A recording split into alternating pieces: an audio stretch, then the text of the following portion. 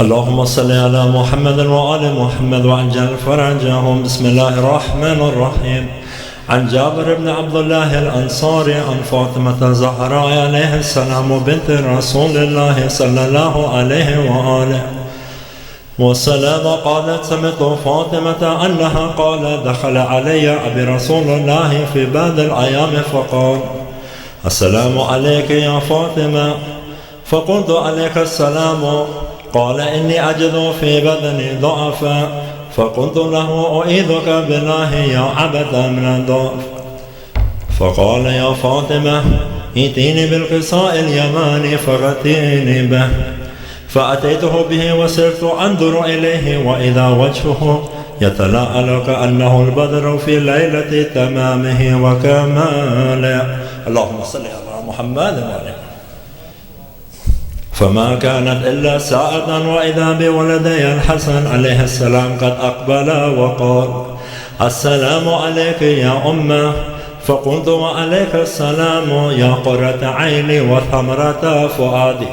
فقال: يا أمه، إني أشم عندك راهية طيبة كأنها راهية جد رسول الله.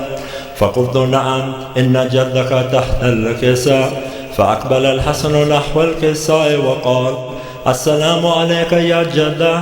يا رسول الله، أتأذن لأن أدخل معك تحت الكساء؟ فقال: وعليك السلام يا ولدي ويا صاحب حوضي، قد أذنت لك. فدخل معه تحت الكساء. اللهم صل على محمد وعلى. فما كانت إلا ساعة وإذا بولدي الحسين عليه السلام قد أقبل وقال: السلام عليك يا أمه. فقلت: وعليك السلام يا ولدي ويا قرة عيني وثمرة فؤادي.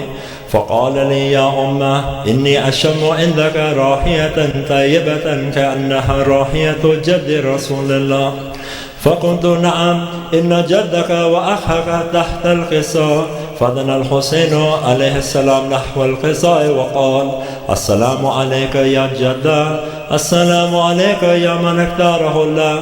أتأذن لأن أدخل معكما تحت القصاء؟ فقال: وعليك السلام يا ولدي ويا شافع أمتي، قد أذنت لك. فدخل معهما تحت القصاء. اللهم صل على محمد.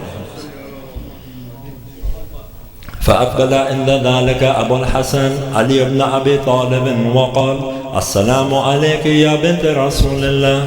فقلت: وعليك السلام يا أبو الحسن ويا أمير المؤمنين.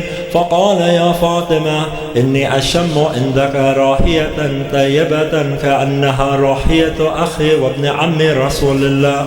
فقلت: نعم، ها هو مع ولديك تحت القصاء. فأقبل علي نحو القصاء وقال: السلام عليك يا رسول الله. أتأذن لأن أكون معكم تحت القصاء؟ فقال: وعليك السلام يا أخي ويا وصي وخليفتي وصاحب لوائي، قد أذنت لك. فدخل علي تحت القصاء. اللهم صل على محمد. ثم أتيت نحو القصاء وقلت: السلام عليك يا أبتا يا رسول الله.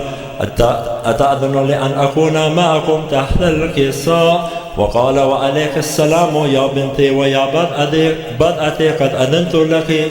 فدخلت تحت القصاء. اللهم صل على محمد.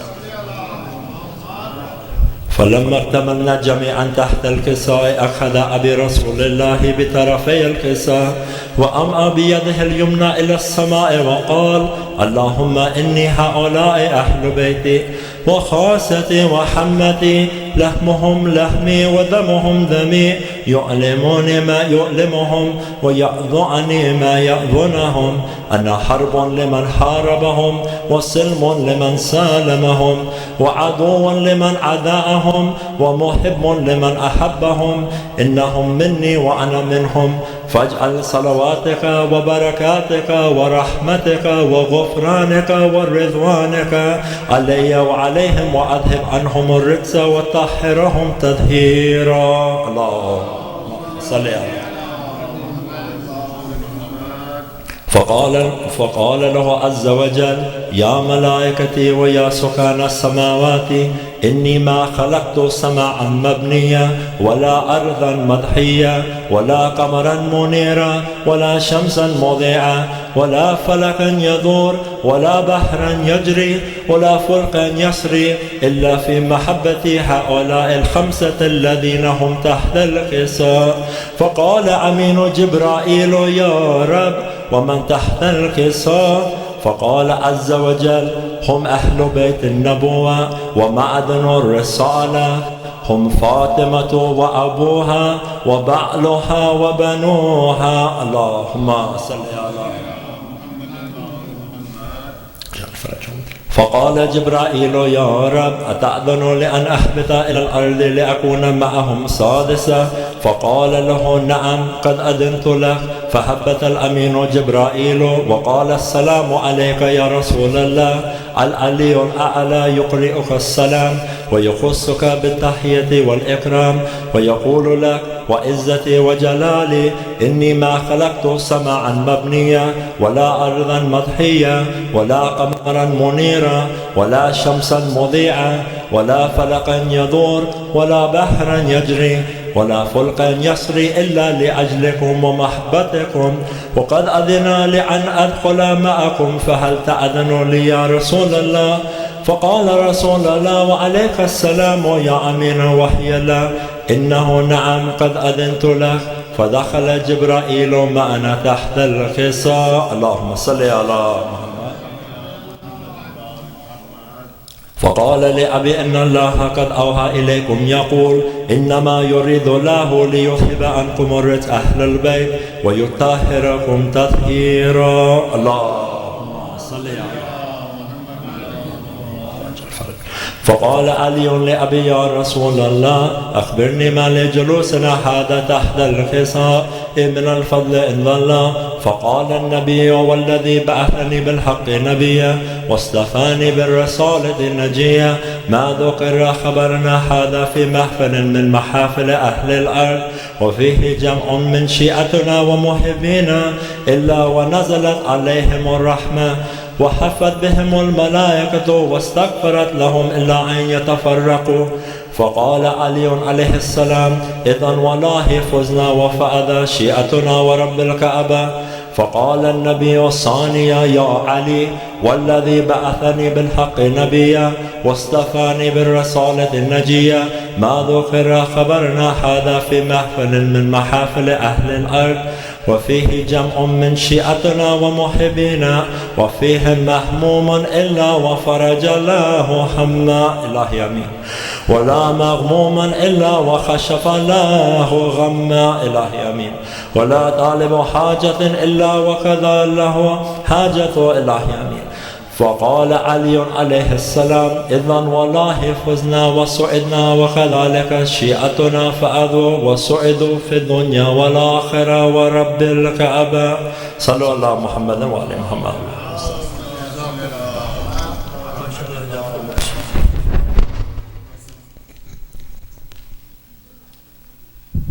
हज़रात मोमिनीन से दरख्वास्त है कि फ़ारिग़ हो चुके हों अपने काम से तो अंदर तशरीफ़ ले आइए।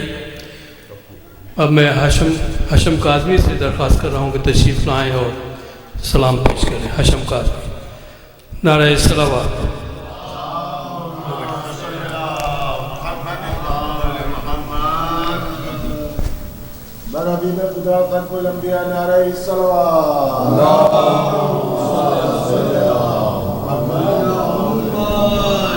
एक दरूद पढ़ते मोहम्मद वाले मोहम्मद सल्लल्लाहु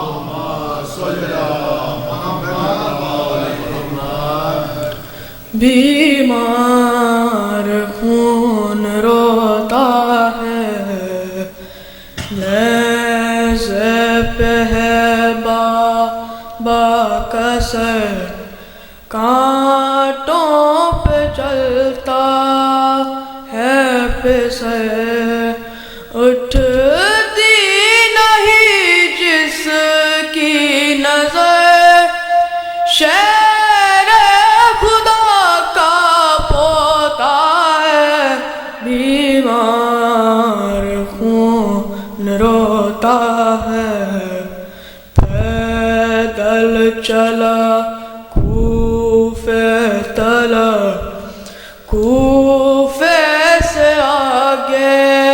شام تک ہر گام وہ زیر فلاح اشکوں میں دن ڈبوتا ہے بیمار خون روتا ہے پہنے ہوئے لنگر چلا تو کو سلاسل تھام تھا دور کوئی مار تھا نیزہ کوئی چھپوتا ہے بیمار خون روتا ہے لوٹے گئے سارا چمن لاش پدر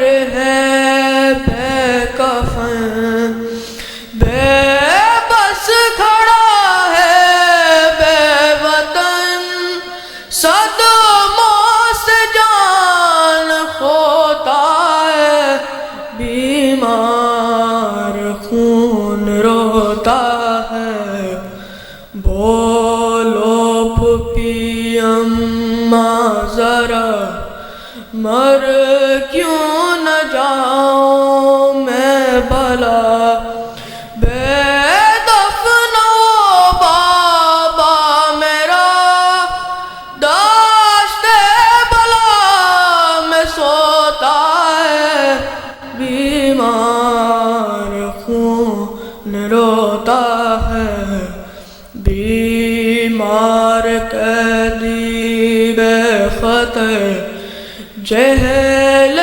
مصائب کس قدر دنیا میں کیا انسان پر ایسا بھی ظلم ہوتا ہے بیمار خون روتا ہے بیمار خون روتا ہے پر محمد وال محمد صلی اللہ علیہ وسلم. بہت اچھے ماشاء اللہ.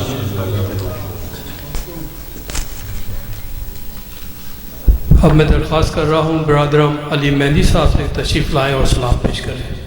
نعرہ صلوات.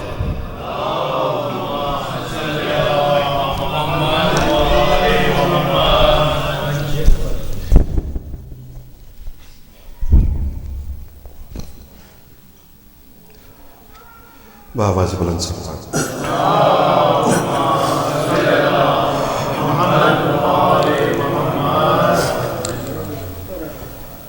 شاہ کی لاڈلی جب کہہ دیے زندہ نہ ہوئی روئی گھبرائی اب بہت اور پریشان ہوئی قید خانے کی گھٹن موت کا سامان ہوئی جان لگتا تھا کہ معصوم کی بے جان ہوئی لاش شبیر کی مقتل میں تڑپ جاتی تھی قید خانے سے جو بچی کی صدا تھی اب مجھے کوئی سکینہ نہیں کہتا اب مجھے کوئی سکینہ نہیں کہتا بابا، قیدی کہتا ہے کوئی، قیدی کہتا ہے کوئی، کوئی یتیمہ بابا، اب مجھے کوئی سکینہ نہیں کہتا بابا۔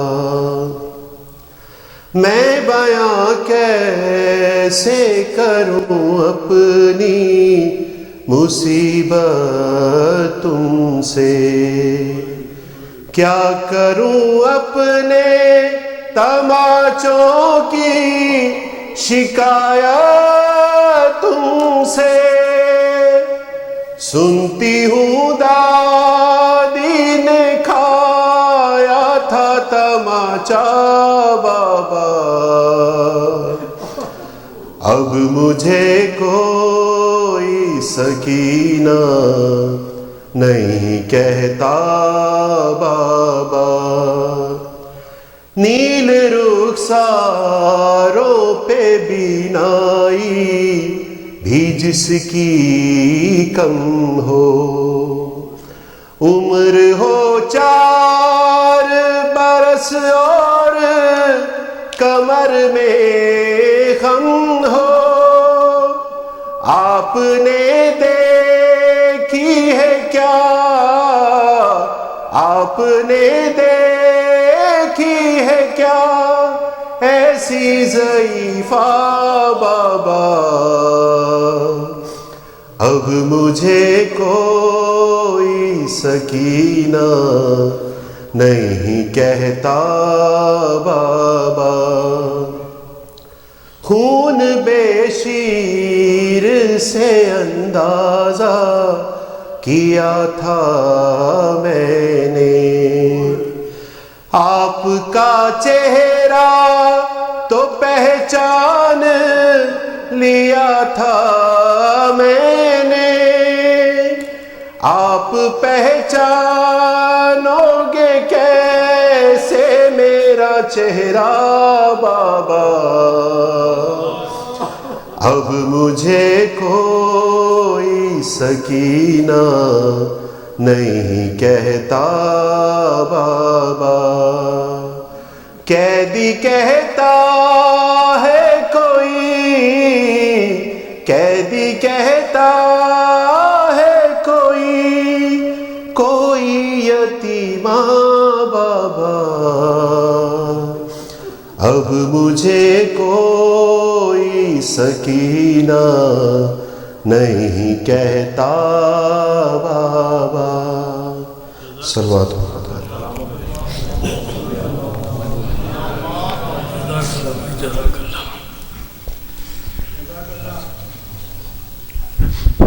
میں درخواست کر رہا ہوں زین زیدی و برادران سے کہ تشریف لائیں اور صوفانی پیش کریں۔ زین زیدی محمد باغ محمد صلی اللہ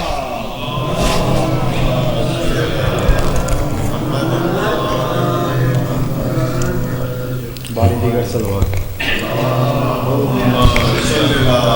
محمد باغ محمد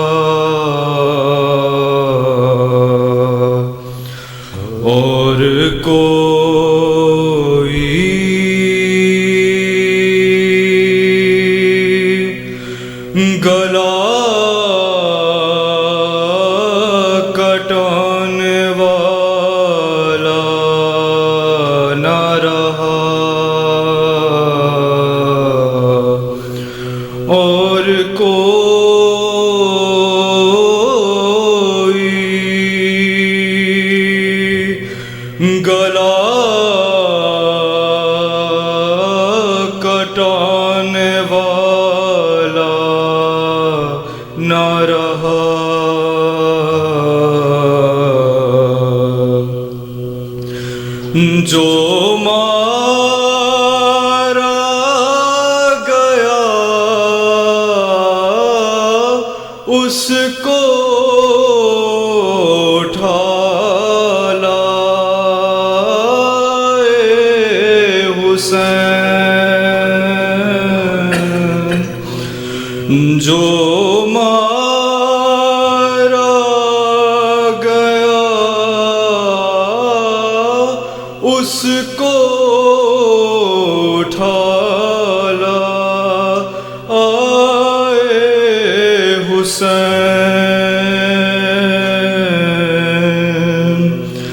شبیر کا کوئی لانے والا نہ رہا،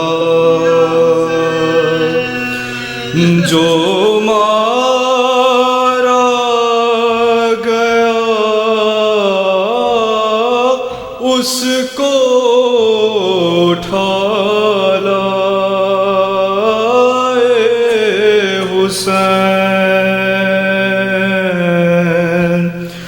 شبیر کا کوئی لانے والا نہ رہا، میدان میں نعرہ سلام۔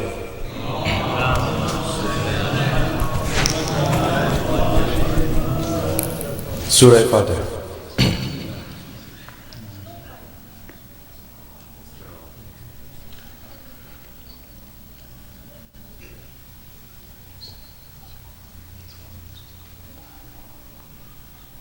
نعرہ صلوات۔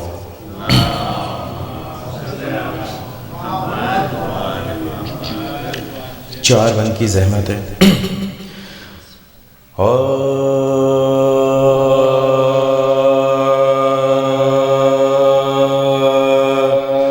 قتل کاظم کا دیا حکم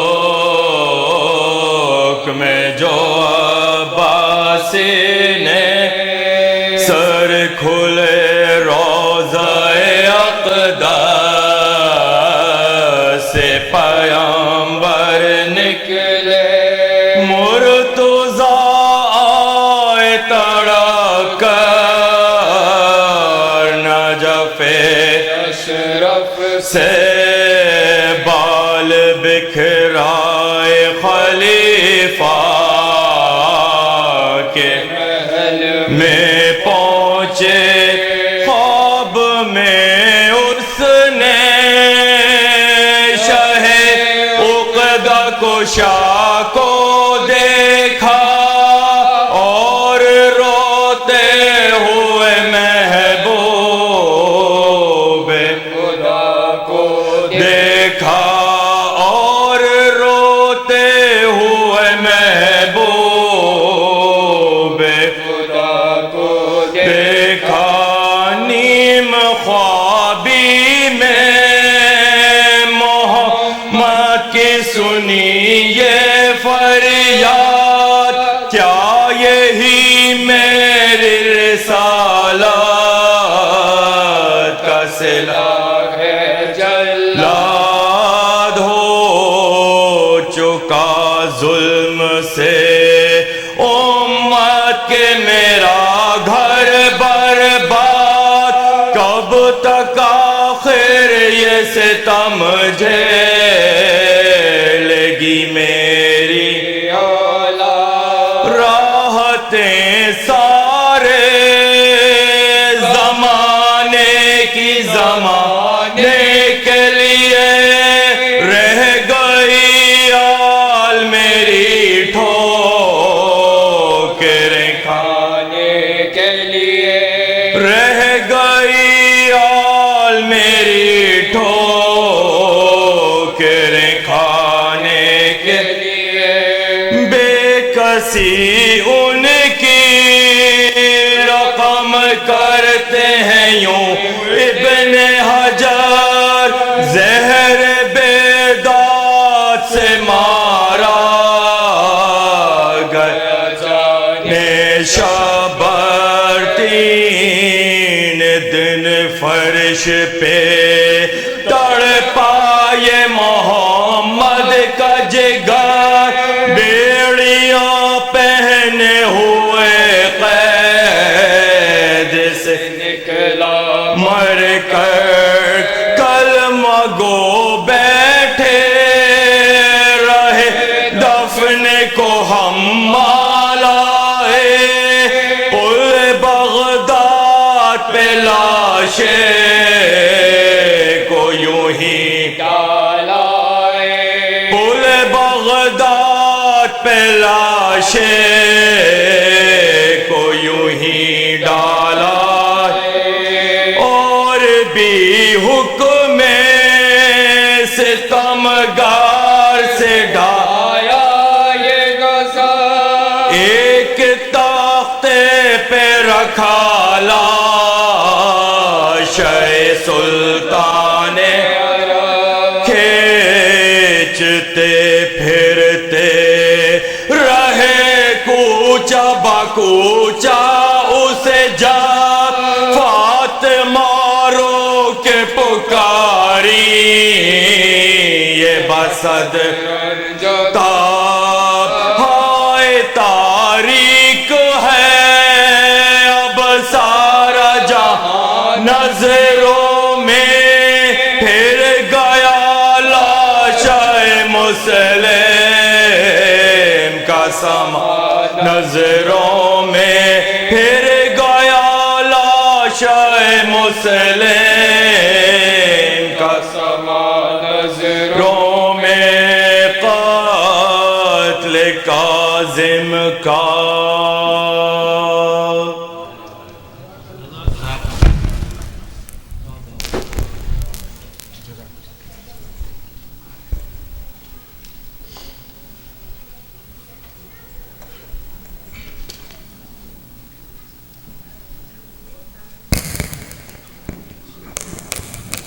اللهم صل على محمد وآل محمد دیگر صلوات اللهم صل على محمد وآل محمد ایک دفعہ اور سلوات بھیجیں.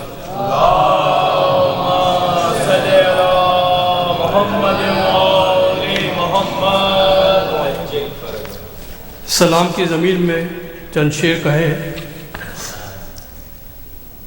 بات یہ ساری کی ساری از روئے امکان ہے بات یہ ساری کی ساری از روئے امکان ہے مدح گوئی اس کی ہو جو مدح کے شایان ہے اور آگہی کی بات ہے اور حاصل عرفان ہے اور جعفر صادق کا بیٹا مرکز ایمان ہے.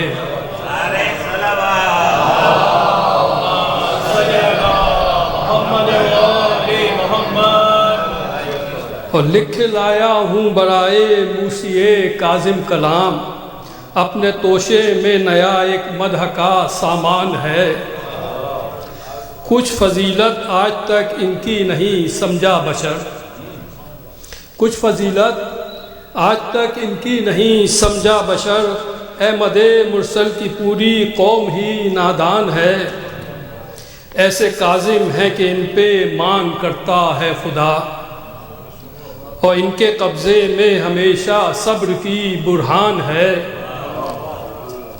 وہ قید و بندے زندگی کو جان پر کھیلے ہوئے اپنی حکمت سے جبھی روکے ہوئے طوفان ہے.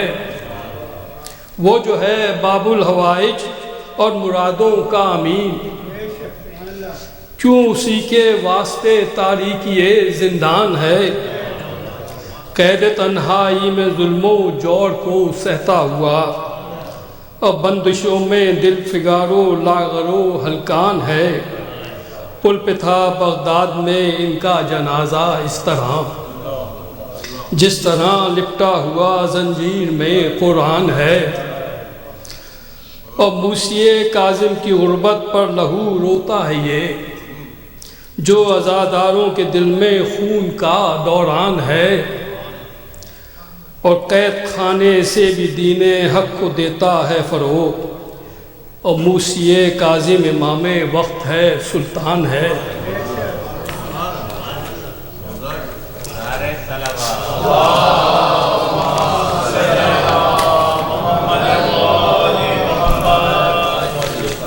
آپ حضرات سے ایک سورہ فاتحہ کی درخواست ہے، میں نام لیتا ہوں پھر پڑھ لیں کہ سید صدر حسین کرمانی، جواہر بیگم کرمانی، حسینہ بیگم، باقر علی مکھیری و تمام مومنین و مومنات۔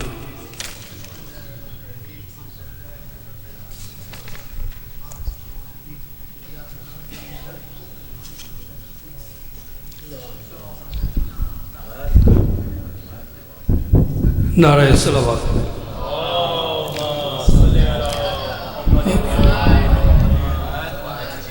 مولانا سے درخواست ہے تشریف لائیں، کلام پیش۔ آمین۔ آپ فرمائیں۔ نعرہ صلوات ابھی آپ اپنے حساب سے لگائیں گے۔ نعرہ دیگر صلوات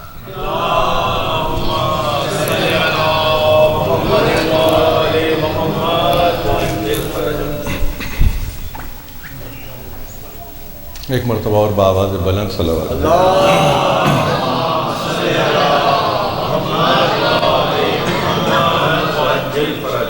اعوذ باللہ السمیع العلیم من الشیطان اللعین الرجیم،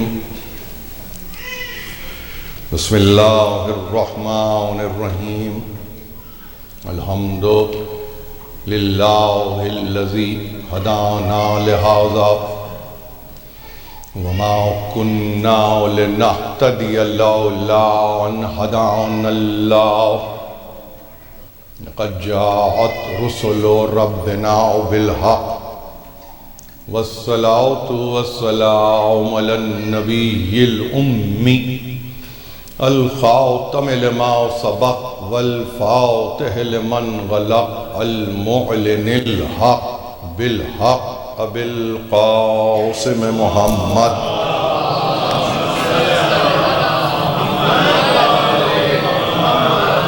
وأهل بيته الطيبين الطاهرين المعصومين المظلومين الذين أذهب الله عنهم الرجس وطهرهم تطهيرا۔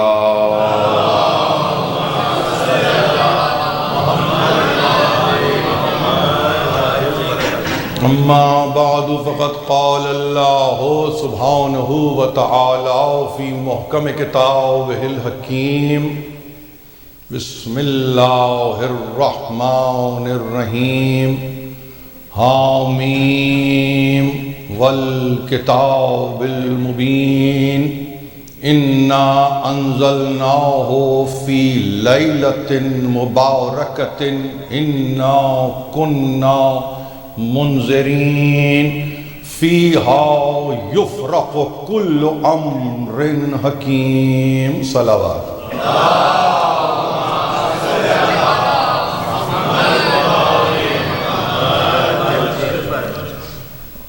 شب شہادت امام ہفتم ابو ابراہیم موسیٰ بن جعفر علیہ السلام،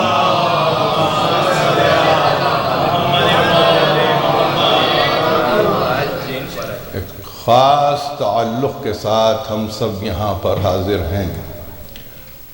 یہ کم ایسا موقع ملتا ہے کہ گویا ایک پوری مجلس کو منسوب کر دیا جائے فقط ذاکر کے کلام سے نہیں بلکہ ذاکرین اولا کے کلام سے، کہ جہاں مرثیے میں بھی ان کا تذکرہ ہو اور سلام پیش کرنے والا بھی انہی کا تذکرہ کر رہا ہو۔ امید واثق یہی ہے کہ اس نسبت سے نوحے بھی پڑھے جائیں گے، اس لیے کہ جیسے کہ میں نے عرض کیا ایک خاص تعلق ہے اور نہ صرف یہ کہ وہ تعلق کتابی ہے بلکہ حسبی اور نسبی تعلق ہے۔ یہ کہنا بیجا نہ ہوگا کہ اہل سادات میں جو اپنے آپ کو موسوی گردانتا ہے یا کاظمی جانتا ہے وہ اس امام سے کس طرح سے منسوب ہے۔ ہماری زندگیاں نسبتوں سے خالی نہیں ہیں، یہ زندگی منسوب ہے۔ اب کبھی آپ کو نسبت امام دوم سے جا کے ملتی ہے، کہیں امام چہارم سے ملتی ہے، کہیں امام ہفتم سے ملتی ہے، اور اسی طرح سے یہ نسبتیں قائم ہوتی ہیں۔ گزارش یہ ہے کہ ان نسبتوں کو پہچانتے ہوئے جس چیز کو پیش نظر رکھنے کی ضرورت ہے وہ یہ ہے کہ آپ کا اس ہستی سے تعلق کیا ہے۔ بنیادی مسئلہ ہے، اس کو سمجھ لیجئے۔ میرے پاس ایک معین وقت ہے، دعوت دینے والوں نے یقیناً نہ صرف یہ کہ سمجھ کر کہ میں ایک طالب علم ہوں بلکہ کچھ ان کے اپنے گزارشات بھی تھے، اور اس میں بنیادی گزارش یہ تھی کہ تذکرہ انہی کا ہو۔ تو ظاہر ہے کہ میں بھی کب تذکرے سے دور رہنے والا ہوں، میرا بھی تو اس سے ایک تعلق ہے اور مجھے اس تعلق کو باقی رکھنا ہے۔ مگر سننے والوں کو صرف یہ بتلانا چاہتا ہوں کہ آپ نے کبھی یہ سوچا کہ آپ کی ان سے نسبت کیا ہے؟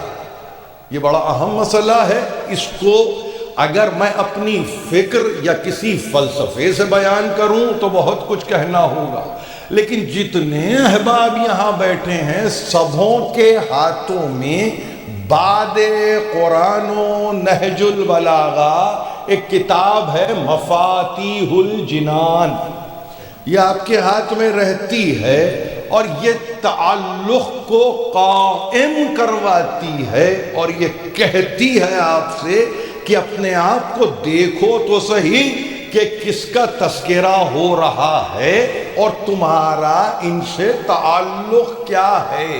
یہ بڑا ہی اہم مسئلہ ہے نوجوانوں کے لیے۔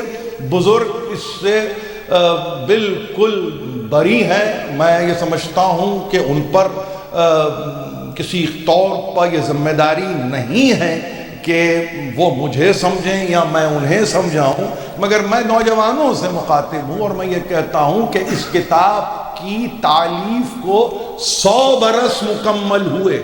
مجھے نہیں پتا کہ عالم اسلام میں اس کی کتنی بازگشت ہے، مگر میں یہ جانتا ہوں شیخ عباس قمی علیہ الرحمہ کی تالیف کردہ کتاب مفاتیح الجنان 100 برس کی ہو چکی۔ 100 برس کیا ہوتا ہے متمدن قوموں میں، کیا ہوتا ہے مہذب اقوام میں، یہ گفتگو کا محور نہیں ہے۔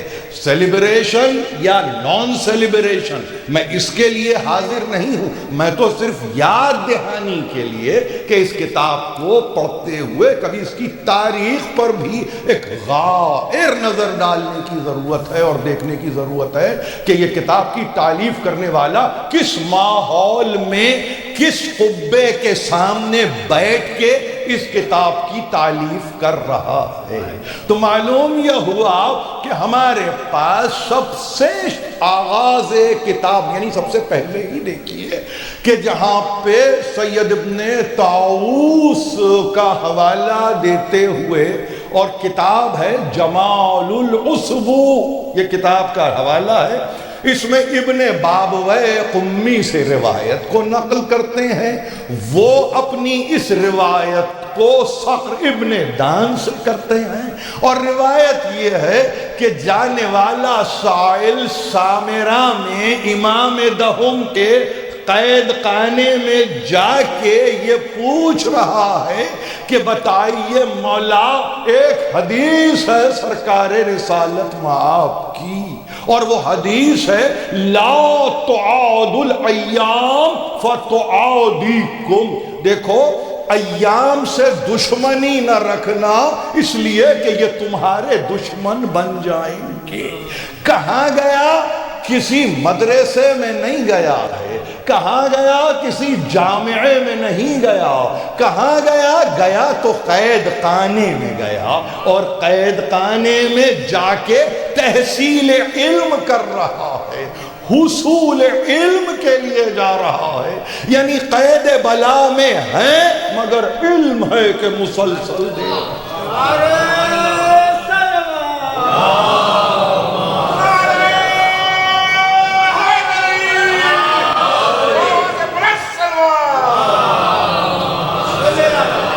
یعنی اب آپ کو اندازہ ہونا چاہیے کہ جن کے تذکرے کے لیے ہم یہاں جمع ہیں، وہاں تحصیل علم کا مطلب کوئی کشادہ مقام نہیں ہے، پرفضا وادی نہیں ہے. تحصیل علم کی نیت ہو تو قید خانے میں ہم رہیں گے، علم تمہیں دیتے چلے جائیں گے.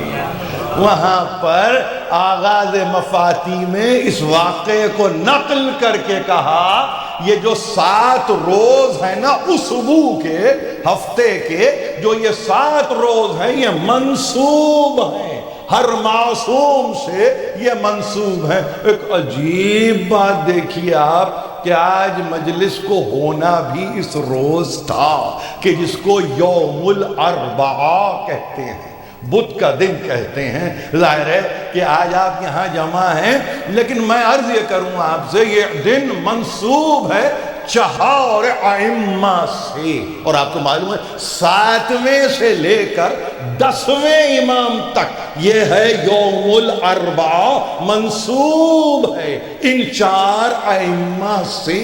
بدھ کا دن یہ مجلس ہو رہی ہے. خدا مجلس کے کرنے والوں کو اس طرح سے اس عمل کو مقبول کرے کہ ان کے حاجات شرعی و فرعی برائیں. اور میں چاہتا ہی ہوں کہ جتنے سننے والے ہیں وہ بطفیل اس مجلس کے طفیل میں سرفراز ہوں، علم میں سرفراز ہوں، عمل میں سرفراز ہوں. ظاہر ہے کہ یہ ہماری دعائیں ہیں جو پہنچ رہی ہیں، آپ تک پہنچ رہی ہیں، اور ہم سب اس میں شامل ہیں. ہمارے پاس کسی قسم کا دعا کے اعتبار سے بخل نہیں ہے، ہم بخیل نہیں ہیں دعا کے معاملے میں. ہم سے بڑھ کے کوئی سخی ہے ہی نہیں، اس لیے کہ دینا اپنے سے کس کو ہے؟ کسی کو واسطہ بنا کے دیں گے، کسی کو ذریعہ بنا کے دیں گے. اور ظاہر ہے کہ جب ان کو ذریعہ بنا کے یا واسطہ بنا کے دیں گے تو پھر اس سے ہمیں جاتا ہی کیا ہے؟ ہمارے پاس کچھ آتا ہی ہے، جاتا ہمارے پاس سے نہیں ہے. یہ خزانہ کبھی خالی ہوتا ہی نہیں ہے. آ جائیے، اس یوم نے بتایا کہ آپ کی نسبت کیا ہے، آپ کا کنیکٹ کیا ہے، آپ کا تعلق کیا ہے، آپ کا ربط باطن کیا ہے. جس امام کا تذکرہ کر رہے ہیں تو فقط یہ نہیں ہے کہ 4 اماموں کا نام لے کے گزر گئے، نہیں، آپ نے ان کا باقاعدہ نام لیا. یا مولایا وبا ابراہیم موسیٰ بن جعفر علیہ الصلاۃ والسلام. اب تعلق آپ کا کیا ہے وہ سنیے. 4 امام ہیں موضوع میں، مگر اس امام کا تذکرہ کر رہے ہیں تو جمع الجمع کا صیغہ استعمال ہوا، اور آپ نے زیارت کرتے ہوئے کہا انا مولن لکم. اب اس کا ترجمہ سنیے، اس فقرے کو جانیے. انا مولن لکم، میرے مولا میں آپ کا غلام ہوں. سب سے پہلے آپ کی نسبت تو پتا چلے، تعلق کیا بنا آپ کا، جس کا تذکرہ آپ کر رہے ہیں، جس پر درود و سلام مسلسل آپ بھیج رہے ہیں. کیا تعلق ہے؟ کوئی آپ سے کہے، آپ کہیں میں مطیع ہوں، آپ کہیں میں اطاعت گزار ہوں، آپ کہیں میں ان کا بندہ ہوں، آپ کہیں میں ان کے در پر پڑا ہوا ہوں، جو کچھ بھی ہے اپنی جگہ ہے. زیارت نے آپ کو مرتبہ غلامی کا دے دیا، اس سے بڑھ کے اور آپ کی فضیلت کیا ہو سکتی ہے؟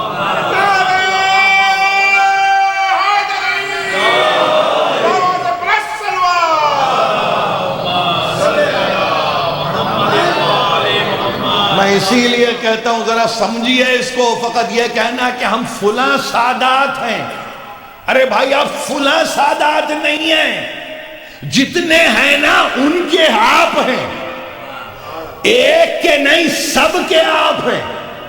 اگر کہیں نام میں کسی ایک کا تذکرہ آ رہا ہے تو فقط یہ نہ سمجھو کہ انہی سے وابستہ ہو. بدھ کا دن بتا رہا ہے زیارت پڑھتے ہوئے کہ وقت واحد میں سب آپ ان سب کے غلام ہیں. یہ غلامی کی سند کس نے دی؟ غلامی کی سند کہاں سے ملی؟ یہ سرٹیفکیٹ کس نے عطا کیا؟ یہ کس نے آپ کو اجازت دے دیا؟ کبھی سوچا آپ نے؟ آپ کے مرتبے کو بلند کر دیا. انا مولا لکم، میں ہوں آپ سب کا غلام، میں ہوں غلام. اور اس کے بعد کہا کیسا غلام؟ مؤمنون بسرکم و جہرکم. یہ غلامی کی سند اگر سمجھتے ہیں کہ یہ غلامی کی سند ہے کیا اس میں، یعنی اگر آپ سے کہیں کہ انگریڈینٹ کیا ہے اس کا، میں ایمان رکھتا ہوں.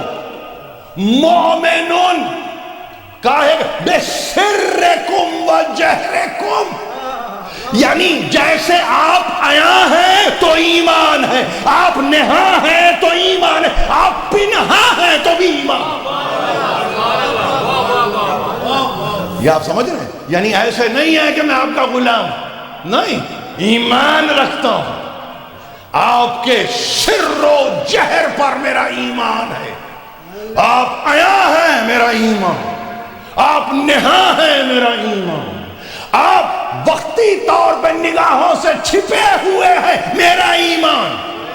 میں کوشچن نہیں کرتا، میں ایمان رکھتا ہوں. میں سوال نہیں کرتا ہوں، میں ایمان رکھتا ہوں. اس فرق کو ہمیشہ یاد رکھیے، اس فرق کو ہمیشہ یاد رکھیے. اور فقط یہی نہیں، حق ہے میرا کہ جب میں یہ کہتا ہوں کہ میں ایمان رکھتا ہوں سر و جہر پر، تو اعلان کرتا ہوں مستضیف بکم، میں آپ سب کی مہمانی میں ہوں. آج کا دن کس مہمان کو یہ اتھارٹی دیتا ہے؟ میزبان. کس مہمان کو یہ اختیار دیتا ہے؟ میزبان. کہ تم کہو کہ میرے مہمان ہو. آپ کو اتنا بلند کر دیا. غلامی نتیجہ ایمان، ایمان سر و جہر پر. اور اس کے بعد یہ کہنا کہ میں ہوں مستضیف بکم فی یومکم ھذا وہو یوم الاربعاء. آج کے دن میں آپ کی مہمانی میں ہوں. آج کے دن میں آپ کی یعنی آپ میرے میزبان. تو کیا کچھ نہیں کرتا ہوگا وہ میزبان؟ کیا اس کے لیے بتلانا پڑے گا کہ میزبان اور مہمان کے مراسم کیا ہوتے ہیں؟ اس کے لیے بتانا پڑے گا کہ میزبانی کسے کہتے ہیں؟ اس کو بتانا پڑے گا کسی کو کہ اصول مہمانداری کیا ہوتے ہیں؟ جن کے آپ حوالے اپنے آپ کو کر چکے تو فقط حوالے نہیں کرتے آپ کہہ رہے ہیں میں ہوں آپ کا مہمان. تو اب خیال وہی رکھیں گے، آپ کا خیال وہی رکھیں گے، در در کے حوالے آپ کو نہیں کریں گے. دیکھیے قاضی الحاجات کے باب قضایا الحوائج ہیں موسیٰ بن جعفر.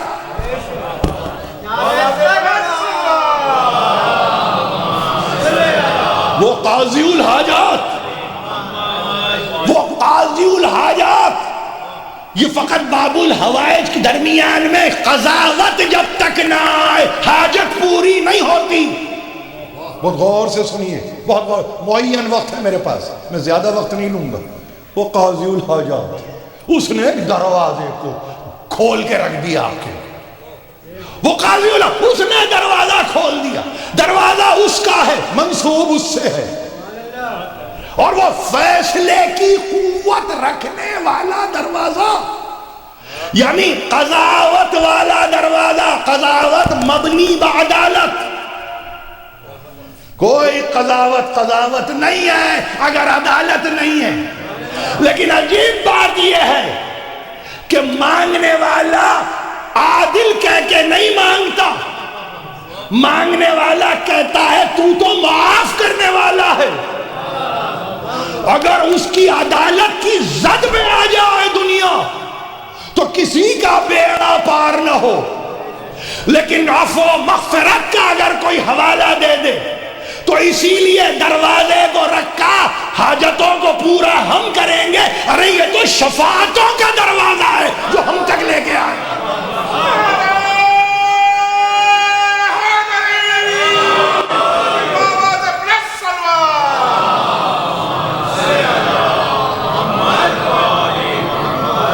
تو اب یاد رکھیے اس بات کو، یہ دروازے جو کھلے ہوئے ہیں یہ آپ کو معلوم ہے یہ بربنائے عدالت نہیں ہے. یہ عفو اور مغفرت کو سامنے رکھ کے کہ تم تو تقصیر کرنے والے ہو، تم سے قصور ہوتا ہے، مگر ہم پر اگر تکیہ کرو تو ہم شفاعت اور پھر شفاعت سے لے کر اس حاجت تک کہ جو قاضی الحاجات کی بارگاہ میں ہے ہم وہاں تک تمہیں لے جائیں گے. ہم تو مہمان کو بلا کے میزبان پیچھے کے دروازے سے نہیں نکلتا. آپ سمجھ رہے؟ در پہ استقبال کرتے ہیں، آپ کے در پہ. تو اب زیارت کے باب میں گھبرانا نہیں کہ ہمارا استقبال کون کر رہا ہے، نہیں گھبرانا. آپ جو پہنچے نا وہی تو دعوت ہے، اور جب پہنچے تو وہ دعوت نہیں ہے، فقط دعوت نہیں ہے بلکہ لطف ہے، کرم ہے، عطوفت ہے، عنایت ہے.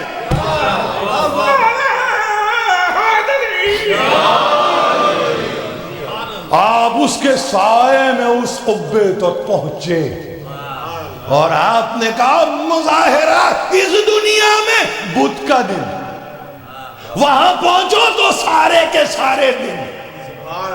سمجھ گئے؟ مظاہرہ ایک دن یہاں پہ رہ کے کہ دیکھو سمجھ میں نہ آئے تو سمجھو تو صحیح کہ ایک نہیں، دو نہیں، تین نہیں، 4 ائمہ تمہاری مہمانداری کے لیے تیار ہیں. ایک نہیں 4.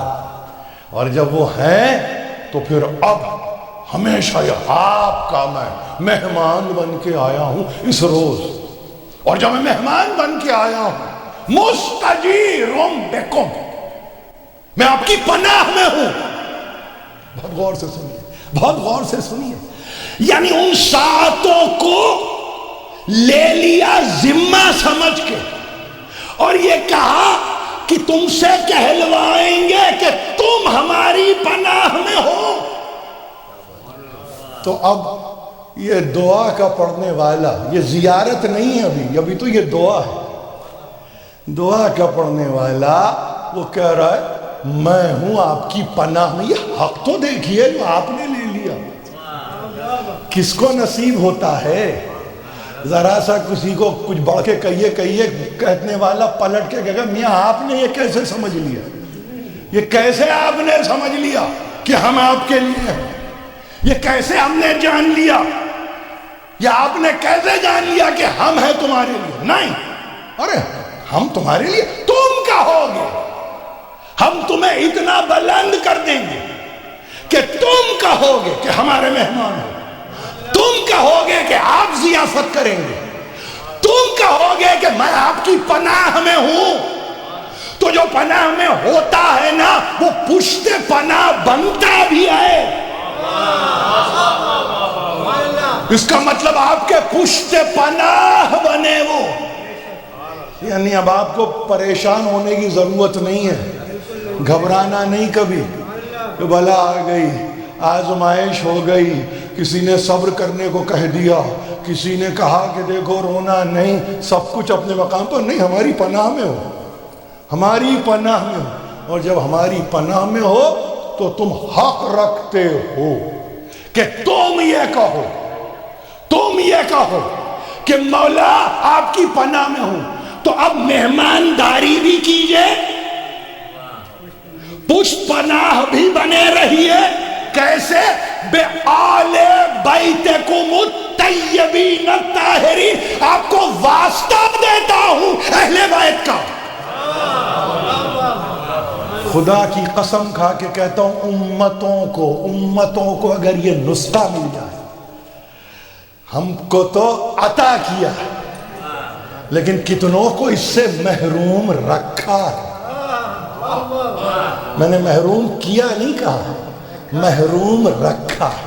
آپ کو عطا کیا ہے، عطا، دنیا کو محروم رکھا اور کہا کہ دیکھو اپنے آپ کو اس منزل پر لاؤ کہ جس کے نتیجے دنیا دیکھ کے کہے کہ ان کو کیا بات ہے، کچھ نہیں ہوتا، آندھیاں آئیں، طوفان آئیں، بلائیں آئیں، ہراساں دنیا ہو، معیشت دنیا کی تباہ ہو رہی ہو، وہاں سماج و سماجیات کے معاملات پھیلتے جا رہے ہوں، ان کو کچھ نہیں ہوتا۔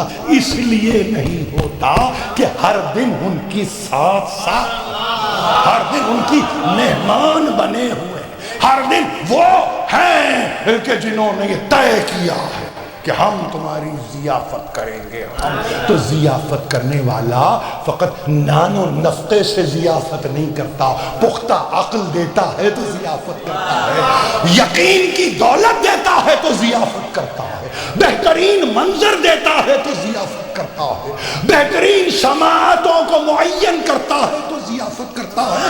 آپ نے کھانے اور پینے کو سمجھ لیا ضیافت، معصومین کہتے ہیں نہیں، تمہارے بود و باش میں جن چیزوں کا دخل ہے اس کے تعلق سے ہم تمہارے مہماندار بنیں گے، ہم بنیں گے کہ تمہاری مہمانی ہم کریں گے، میزبان بن کے کریں گے۔ تو یاد رکھیے ان کے در سے کبھی دور نہیں ہونا، یہی تو قرآن نے بھی کہا، یہی قرآن نے کہا۔ میں نے ذرا سا طولانی ایک مقدمہ سا قائم کر لیا، مگر یاد رکھیے سورہ دخان کی ابتدائی آیتوں کی میں نے تلاوت کی۔ میں نے دیکھا یہاں پہ میں ابتدائی آیتوں کی تلاوت کر رہا تھا، جو افراد مسلسل دخان پڑھتے ہیں وہ اس کو دہرا رہے تھے۔ زباں زد عام ہے یہ سورہ، عنکبوت نہیں بھولتے، روم نہیں بھولتے، دکان نہیں بھولتے۔ ایک بات بچوں کو یاد رکھنے کے قابل ہے اور لائق ہے کہ وہ توجہ کریں اس بات پر کہ 7 سورے ہیں جن کو کہتے ہیں یہ حوامیم سے شروع ہوتے ہیں، 7 یعنی 40 41 42 43 44 45 یہ سوروں کے نشان ہیں، مومن سے لے کے اور آپ چلیں 7 سورے آگے بڑھ جائیں تو آپ محسوس کریں گے یہ وہ سورے ہیں جو حامیم سے شروع ہوتے ہیں۔ دنیا کہہ رہی ہے مطلب نہیں معلوم، دنیا کہہ رہی ہے حروف مقطعات ہے، دنیا کہہ رہی ہے کہ اس کا علم تو کسی کو نہیں۔ ظاہر ہے جس سے وہ علم حاصل کرتے ہیں اس کو یقیناً نہیں پتا۔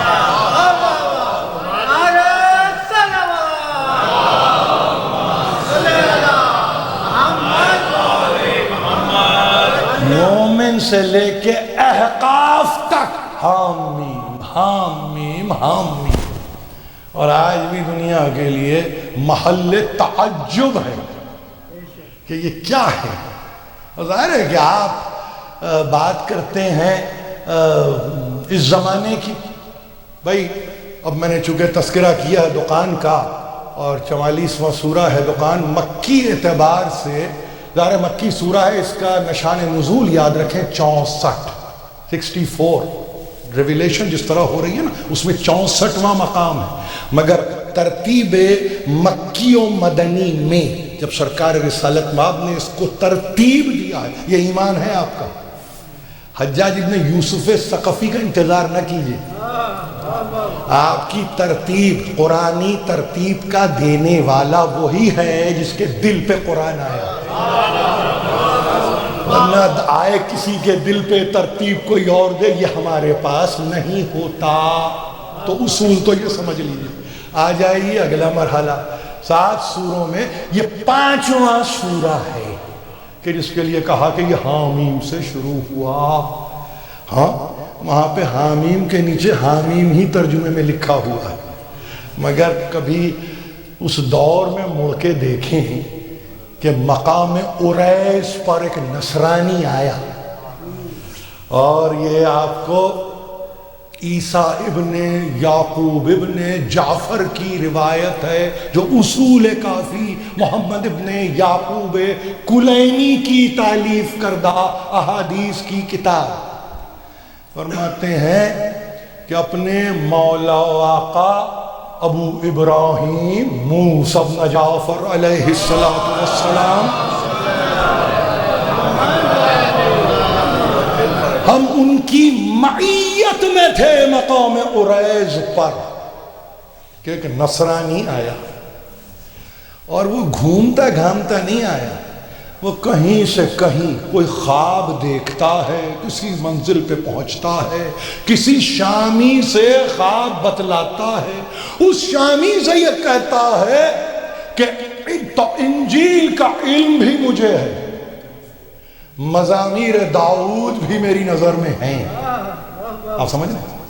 اسفار اربعہ جن کا تذکرہ توریت میں ہے اس کا بھی علم ہے، قرآن کو بھی بالاستیعاب میں نے پڑھا ہے.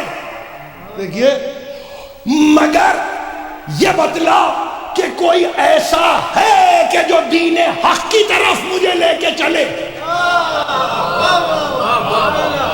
تو وہ شامی جس کے پاس وہ نصرانی آتا ہے اس نے کہا دیکھ ہر دین کے ایک الگ الگ عالم کو تو بتلا سکتا ہوں، یعنی انجیل کی بات اگر تو کرنا چاہے تو اس نے کہا نہیں وہ تو مجھے پتا، کہا مجھ سے زیادہ تو نہیں جانتا، آجا توریت کا تذکرہ ایک خاص انسان کے طرف تجھے متوجہ کر دیتا ہوں، مگر چونکہ تو دین حق کی طرف توجہ چاہتا ہے تو ایک کا ایسا تذکرہ کروں گا، فقط ایک کا، کہ جب تو جا تو تجھے انجیل سے بھی جواب ملے، توریت سے بھی جواب ملے، زبور سے بھی جواب ملے.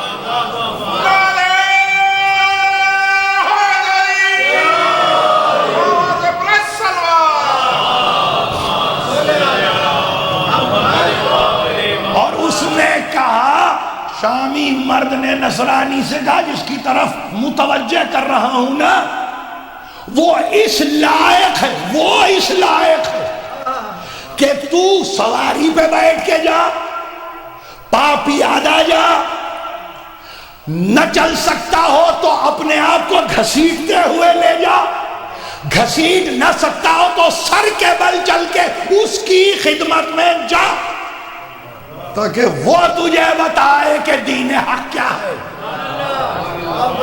اور ایک مرتبہ اس نے تذکرہ کر دیا امام ہفتم کا، وہ شخص جس کو یسرب نام سے ناواقفیت تھی تو ایک مرتبہ کہا اگر یسرب سے واقف نہیں تو دیکھ مدینۃ النبی کا حوالہ دے دینا اور فلاں محلے میں چلے جاؤ اور دیکھو کہ کون ہے وہاں پر. ایک مرتبہ پہنچا، میں ظاہر ہے کہ قصے کو قصے کے طور پہ نہیں، میں اس میں حکمت کو پیش نظر رکھ کے آپ تک پہنچا رہا ہوں.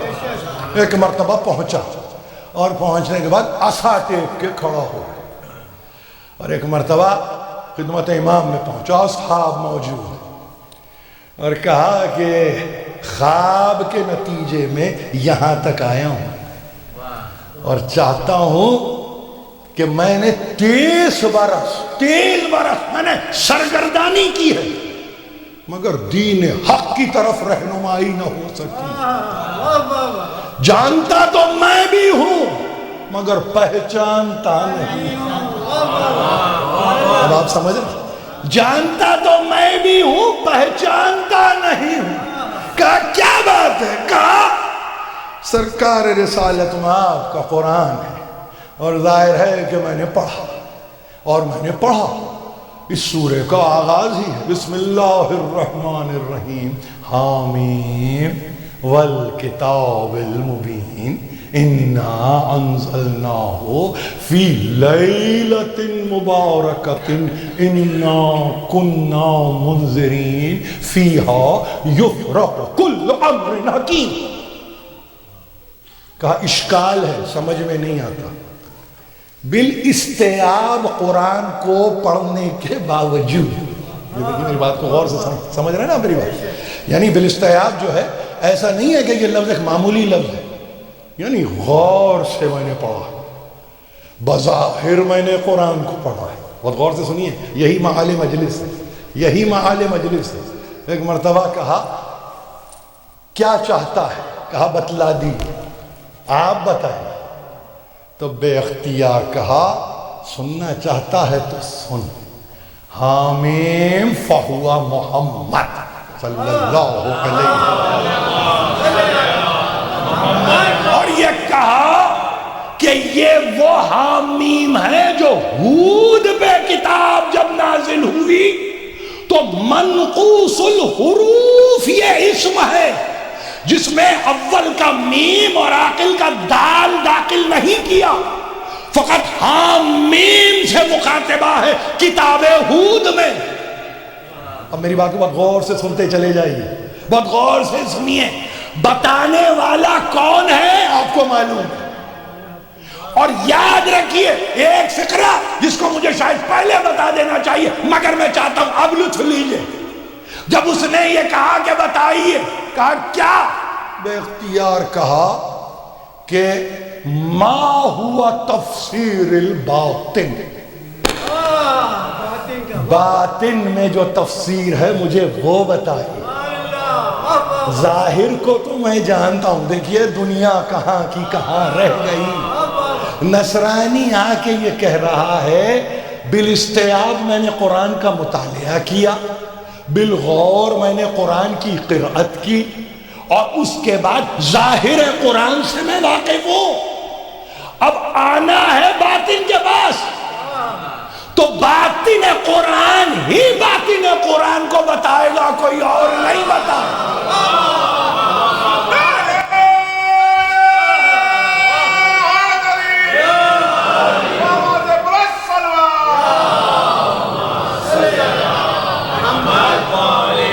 بہت غور سے ایک بات کو میرے بچے یاد رکھیں، خاص طور پر بچے یاد رکھیں کہ سرکار رسالت مآب کی حدیث ہے کہ یہ جو قرآن ہے انہو ظہر و بطن، یہ جو قرآن ہے نا اس کا ایک ظاہر بھی ہے اور ایک باطن بھی ہے. اور بے اختیار کہا سنو فظہرہ هو الحکم و بطنہ کیا چیز ہے؟ وہو العلم. ظاہر قرآن کیا ہے؟ حکم ہے، سراسر حکم ہے، سب کے لیے حکم ہے. مگر باطن قرآن علم ہی علم ہے. آپ سمجھ رہے ہیں؟ وَمَا يَعْلَمْ تَعْوِيلَهُ إِلَّا اللَّهِ وَالرَّاسِخُونَ فِي الْعِلْمِ. امام پنجم نے کہا کہ ظاہر قرآن اس کی تنزیل ہے، باطن قرآن اس کی تعویل ہے. آپ سمجھ گئے؟ یہ دو ائمہ کا تذکرہ ہو گیا، سرکار رسالت مآب کا ہو گیا. اب وہاں حامیم پڑھ کے آیا ہے، دنیا اس کو کہہ رہی ہے مقطعات ہیں،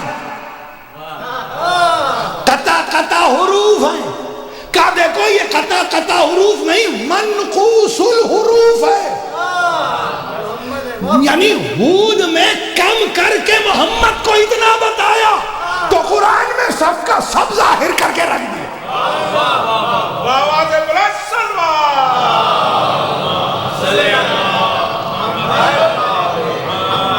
آپ سمجھ رہے ہیں؟ یہ اس فقرے کو یاد رکھیں گے، منقوص الحروف حامیم، منقوص الحروف یعنی جہاں پہ آپ کو کم کر کے سب بتایا. قرآن تک آتے آتے سب بتا دیا، سب کہہ کے. تو اپنے آپ کو گریجویشن کی تو منزل پہ لاؤ اہل قرآن. یعنی وہ تو رک گیا وہاں پہ، آپ کو مل گیا پورا قرآن. مگر نہیں، یہ تو پتہ نہیں، یہ کس کو معلوم ہے؟ ہمیں نہیں پتا. بھائی جس کو معلوم ہے اس کے پاس جاؤ تو پہلے. جاتے وہاں نہیں، پوچھتے ہر ایک سے ہو. ایک سے پوچھنے کی چیز کو کئی ایک سے پوچھنے ہو تو کہاں جواب ملے گا؟ تو پہلی چیز وَهُوَ مُحَمَّدٍ صلی اللہ علیہ وآلہ وسلم. فَأَمَّا الْكِتَابِ الْمُبِينِ فَهُوَ عَلِي أَمِيرَ الْمُؤْمِنِينَ. آپ کا ترجمہ آیا، ترجمہ قسم ہے کتاب کی جو روشن ہے. یہ ترجمہ ظاہر لفظ ہے ترجمہ، مگر جو باطن قرآن ہے اس میں محمد کے ساتھ علی ہے جو رکھا ہوا ہے.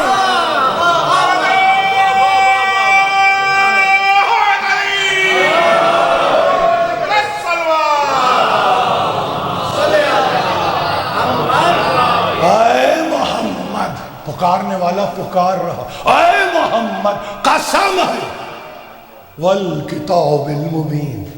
باطن قرآن کہتا ہے علی امیر المومنین.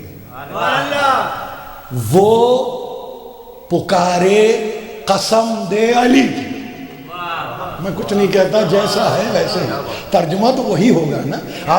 آپ دیکھیے تعصب کے چشمے کو ہٹا کے ذرا قرآن پڑھیں. بھائی قسم بھی تو اس کی کھا رہا ہے جس نے غیر خدا کو کبھی سجدہ نہیں کیا. کتاب مبین فَأَمَّا الْكِتَابُ الْمُبِينِ فَهُوَ عَلِيُّ أَمِيرُ الْمُؤْمِنِينَ وَأَمَّا اللَّيْلَةُ فَفَاطِمَةُ الزَّهْرَاءُ صلی اللہ علیہ.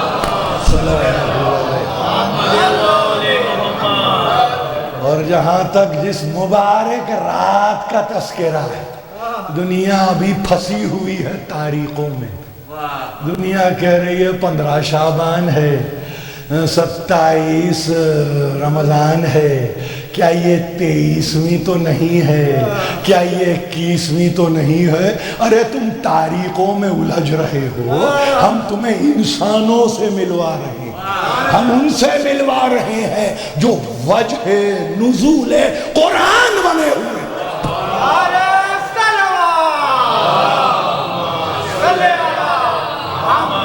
اگر ان کو وجہ تخلیق جہان مانتے ہو تو ان کو وجہ نزول قرآن نہیں سمجھتے. وہ کہا کہ وہ کتاب مبین اس کی ذات علی ہے، وہ لیلۃ المبارکہ. وہ کون ہے؟ فاطمہ زہرا ہے. اور اس کے بعد وہ یقیناً انذار اس کے ذمے ہے، وہی تو ڈرائے گا. اگر نہیں آؤ گے اس طرف تو وہی تو ڈرانے والا ہے، کون ڈرائے گا؟ اور جب انذار ہے تو پھر ظاہر ہے کہ خوشخبری بھی دینے والا ہے. تو یاد رکھو فیہا یفرق کل امر حکیم.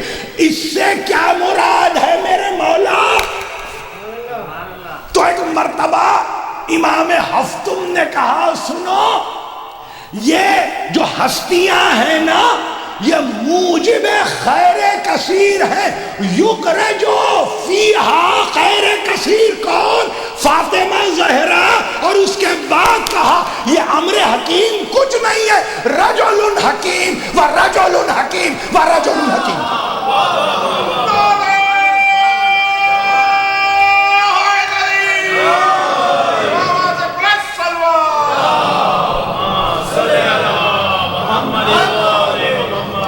اب دنیا کے لیے وہاں حیرانی ہے جہاں تعلق ہی نہ ہو، جہاں نسبت ہی نہ ہو. کبھی کبھی سوچئے کہ نسبت کا نہ رکھنا بھی محرومی کا باعث ہوتا ہے. وہ کوئی ہو، کہیں ہو، کسی زمانے میں ہو، نسبتوں کا نہ رکھنا علمی طور پہ انسان کو محروم کر کے رکھ دیتا ہے. اور وہاں دنیا کہہ رہی ہے امور حکیم کے امور یہاں تقسیم ہوتے ہیں. ارے یقیناً تقسیم ہوتے ہیں، کس کے ہاتھوں سے تقسیم ہوتے ہیں وہ تو بتاؤ. باپ کہتے ہیں، آپ یہ کہہ رہے ہیں کہ کسی طرح سے کہ باطن، قرآن کے باطن کو سمجھو. میں کہہ رہا ہوں قرآن کے باطن کو سمجھو ضرور، پہچانو تو صحیح کیا قرآن کا باطن کیا ہے. اب وہاں تقسیم ہو رہا ہے، حکمت کا باب کھل رہا ہے. تقسیم کرنے والا تقسیم کر رہا. کس چیز کو تقسیم کر رہا ہے؟ کہا کہ اس لیلۃ المبارکہ سے ایک نہیں 2 رجل الحکیم، اور تیسری مرتبہ جو دہرایا اس رجل حکیم کو، جس کو اردو کا ترجمہ کرنے والوں نے مرد حکیم کہا، کہ اس مرد حکیم کا تیری کتاب میں بھی تذکرہ ہے موجود. البتہ یہ ہے کہ اگر تم نے تبدیل کر دیا، تم نے اس میں تغیر پیدا کر دیا، تم نے کسی وجہ سے اس کو بدل کے رکھ دیا، ورنہ تذکرہ یکے بعد دیگرے سب کا ہے. یہاں کہہ کے تو میرے امام رکے. جو کھڑا تھا اپنی عصا کا سہارا لیے ہوئے، چاہتا تھا کہ قدموں پہ گر جائے. ایک مرتبہ ہاتھ پکڑ کے برابر بٹھا لیا. اب دیکھیے مرتبہ بلند ہو گیا، مرتبے کو بلند کر دیا. کہا کسی نے ایسے قرآن کو نہیں سمجھایا جیسے کہ آپ نے سمجھا دیا. قرآن بیکار ہے کتاب اگر ان میں اشخاص نظر نہ آئے، اس پہ عمل کرنے والے اگر نظر نہ آئے تو کتاب بیکار. میری بات کو بہت غور سے سنیے، بہت غور سے سنیے. اسی لیے کہ انہو فی ام الکتاب لدینا لعلی حکیم، اصل کتاب میں ہم نے ایک بلند حکمت والے کو رکھ چھوڑا ہے جو ہر زمانے میں تمہارے لیے وزڈم عطا کرے گا.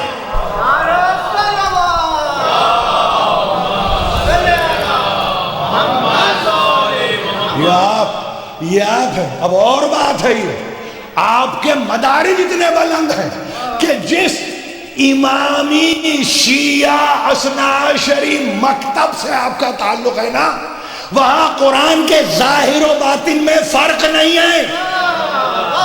جو ظاہر قرآن ہے وہی باطن قرآن ہے، جو باطن قرآن ہے وہی ظاہر قرآن.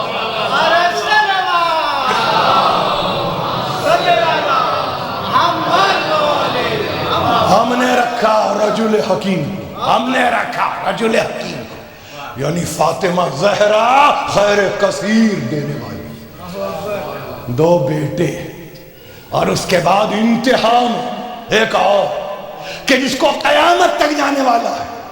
سب اپنے اوصاف میں برابر،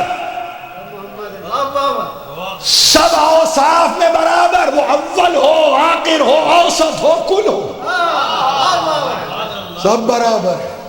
لیکن اس کے ساتھ ساتھ بس اتنا کہا، دیکھو یاد رکھو ایک بات کو، اور وہ بات یہ کہ ایمان پختہ، اور اگر ایمان پختہ ہے تو سلامتی تم سے دور نہیں رہنے والی. ہاں میں یہ کہتا ضرور ہوں، اسلام میں تجھے کوئی حق دلانے کے قابل نہیں. کہا مولا مجھے کسی حق کی ضرورت نہیں ہے، 300 گھوڑے اور 1000 اونٹ رکھ کے آیا ہوں، اس میں جو خمس کا مال ہے وہ حق تو مجھے آپ کو اب دینا ہے. دیکھیے یہ ہے، اس کو کنورژن اگر کہنا چاہیں نا تو یہ کنورژن بر بنائے لفظ کنورژن نہیں ہے جب تک انکلینیشن نہ ہو. آپ سمجھے؟ انکلائنڈ نہ ہو اس وقت تک کنورژن کے کوئی معنی ہی نہیں. زبانی کوئی چیز نہیں ہوتی. کیوں؟ فیہا یفرق کل امر حکیم. آئیے آگے کی آیتوں پہ ایک نظر ڈالیں اور پھر خدا حافظی. امرن کیسا من عندنا، یہ جو حکم ہے نا، یہ جو حکم ہے نا، تم تک جو یہ حکم پہنچا نہیں، تم پر جو یہ رجل آئے حکیم پہنچے، یہ ہماری عندیت سے ہے، ہماری عندیت سے. امرن من عندنا.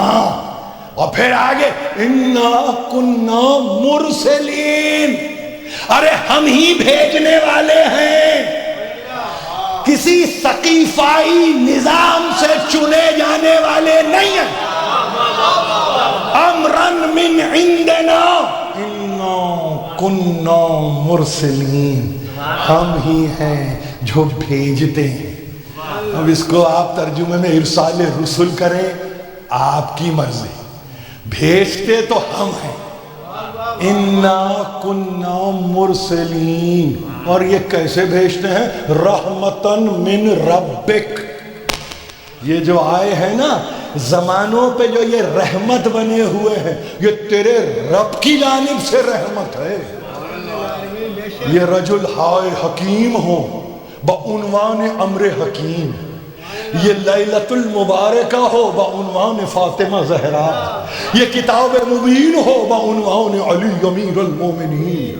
یاد رکھیے رحمتن من ربک، یہ تیرے رب کی طرف سے رحمت ہیں۔ انہو هو السمیع العلیم، بے شک وہی ہے جو سننے والا بھی ہے، علم بھی رکھنے والا ہے۔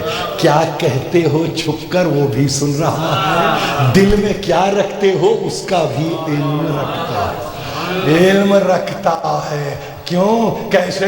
رب السماوات والارض وما بینہما ان کنتم موقنین۔ وہ سماوات و ارض اور اس کے درمیان میں جو کچھ ہے اس کا پالنے پوسنے پرورش کرنے والا ہے، بشرط ان کنتم موقنین، اگر تم یقین رکھتے ہو تو۔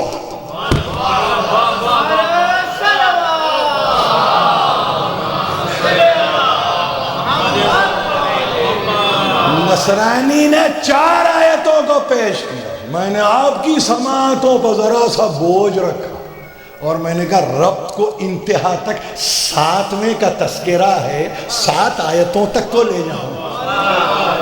تو دکان نے مجھے ان 7 آیتوں کے قابل بنایا، بوسیلہ بواسطہ بذریعہ موسیٰ بن جعفر۔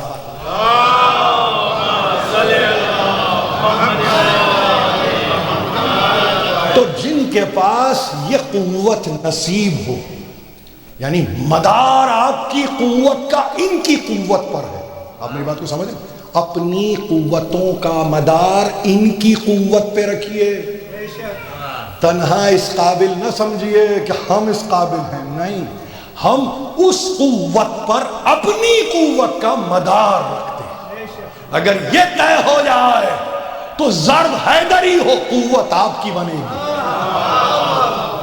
آپ سمجھ، کوئی کسی منزل پر وہ قوت آپ کی قرار پائے گی۔ کس ماحول میں؟ کبھی آپ نے سوچا ماحول کیا ہے؟ کبھی آپ نے سوچا دنیا کہہ رہی ہے 128 ہجری سے لے کے 183 ہجری تک کی زندگی ہے، کبھی آپ نے سوچا کہ دنیا کے کیا نقش تھے اس زمانے میں؟ کبھی تاریخ پہ نظر رکھی آپ نے؟ آج 8 بلین کی دنیا، یعنی جس وقت کا تذکرہ ہو رہا ہے، جس صدی کا تذکرہ ہو رہا ہے، 250 ملین سے زیادہ نفر نہیں ہے کرۂ زمین پر، کرۂ زمین پر 250، کوارٹر آف اے بلین، یہ ہے ٹوٹل پاپولیشن دنیا کی۔ اس میں کہنے والا کہہ رہا ہے 1 ملین رہنے والے ہیں بغداد میں، اس زمانے میں، اس زمانے میں 1 ملین۔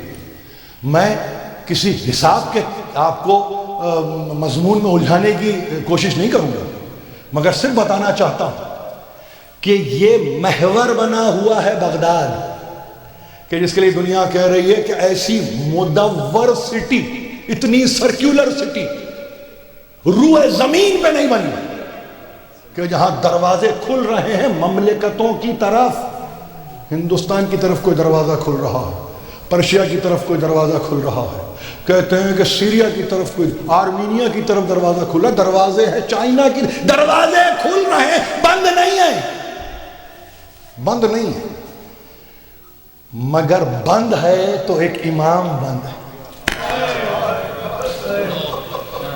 آپ کو صرف سمجھاتا ہوں، آپ کو صرف سمجھاتا ہوں کہ مکتب جعفری ظاہر ہے کہ بنا کرنے والے پدر بزرگوار، مگر تاریخ کو لکھنا پڑا کہ مکتب جعفری کی توسیع کرنے والے موسیٰ بن جعفر ہیں۔ وہ موسی بن جعفر جس کے لیے دبیر یہ لکھے کیا مولا پہ انتہائی اسیری گزر گئی، زندان میں جوانیوں پیری گزر گئی، دبیر یہ لکھ دے اور اس کے بعد دنیا یہ کہے کہ علم کہاں سے تقسیم ہوتا تھا، تو فقط تقسیم کرنے والا ایک شخص نہیں ہے، ماحول کو سمجھیے، خدا کی قسم ماحول، یہ ذرا سی دیر کی تاریکی آپ کو الجھن میں مبتلا کر دے، لیکن جہاں 10 برس زندان میں رہے ہو اور تاریخ ہی تاریخ، ماولفل بلوا والصبر، زیارتوں میں یہ لفظ آئے ہیں، یہ کون ہے؟ ارے یہ تو مانوس ہے، آزمائشوں سے یہ مانوس ہیں، صبر سے ان کی انسیت ہے، یہ زیارت ہے، زیارت قبے پہ جاتے ہیں نا تو یہ پڑھ کے جاتے ہیں کہ آپ یہ کہتے ہیں مجھے معلوم ہے، مگر اس کے ساتھ ساتھ آپ کو پتہ ہے آپ اور کیا کہتے ہیں کہ مَوْلَفِ الْبَلَوَا وَالصَّبْرِ، یقیناً ہے آپ ہیں مانوس مگر مستحد بالظلم، مگر آپ پر ظلم روا رکھا گیا، مقبور بالجور، آپ کہتے ہیں مصائب موسی بن جعفر کے، ارے خدا کی قسم زیارت کو کھولیے تو آنکھوں سے آنسو رکنے کا نام نہیں لیتا، مقبور بالجور، زندگی میں گور میں رہے ظلم اور ایذا کے ساتھ، یہ لفظ نہیں ملیں گے آپ کو کسی امام کے ساتھ، مقبور بالجور، جو ایذا کے ساتھ رہا ہو قبر میں، اور فقط یہ نہیں ہے، فی قعر السجن، کہتے ہیں ایک ایسی چاہ میں رہا، زندان کا ایسا چاہ، ایسا کنواں کہ تاریخ لکھنے والے کہتے ہیں کوئی شے سجائی نہیں دیتی،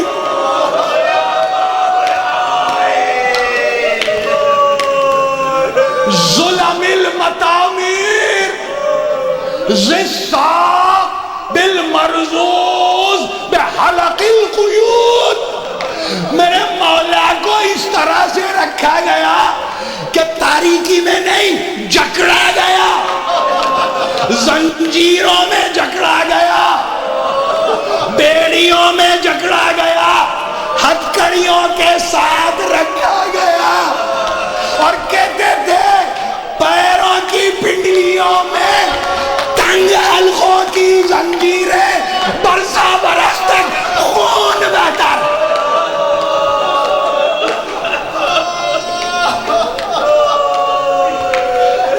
الساق المرزوز بحلق القیود، اللہ اکبر، پنڈلیوں سے خون جو بہا تو بہتا چلا، تنگ حلقوں کی زنجیریں ڈالی گئی، اور ایک مرتبہ کہا کہ اس کیفیت میں دنیا سے رخصت ہوئے، اس کیفیت میں دنیا سے رخصت ہوئے، اور اس طرح سے رخصت ہوئے کہ پہنچے فجا کہا علی جدہ ہی محمد مصطفیٰ، علی ابی ہے علی المرتضی، علی امہ ہی فاطمہ زہرا، ہائے ہائے کس حال میں پہنچے، کس حال میں پہنچے، اس حال میں پہنچے کہ دم نکل گیا زندان میں، اس حال میں وارد علی جدہ ہی محمد، پہنچے ورود کیا آپ نے اپنے جد کی بارگاہ میں، اپنے باپ کی بارگاہ، علی مرتضیٰ کو باپ کہا ہے زیارت، فاطمہ زہرا کو ماں پکارا ہے موسی بن جعفر، کیسے نہ روئے فاطمہ زہرا، ہائے میرا بیٹا،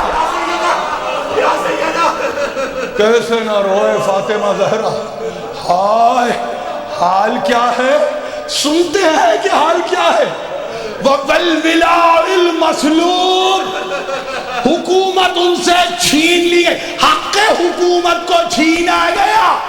وَدَمٍ مَطْلُوب ان کے خون کا بدلہ لینے والا کوئی نہ اٹھا.